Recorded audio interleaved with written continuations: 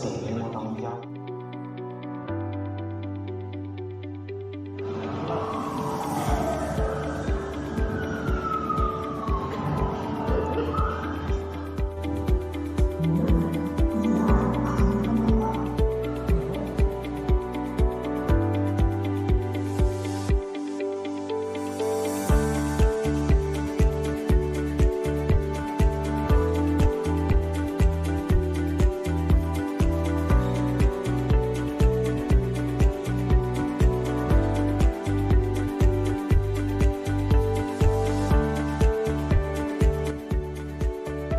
Kita sebagai siswa tidak boleh berbohong, menjaga amanah, dan menepati janji.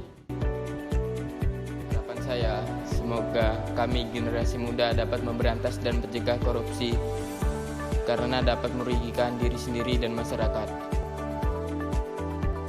Pada anak-anak kami semua, agar kalian lebih melakukan hal-hal yang positif di dalam pembelajaran, agar kedepannya kita tidak merusakkan diri sendiri dengan perilaku atau moral yang dapat merugikan diri sendiri dan bangsa kita.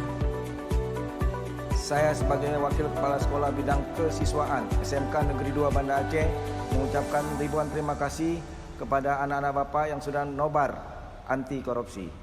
Ayo generasi muda, kita jauhi korupsi sejak dini. SMA bisa, korupsi tidak.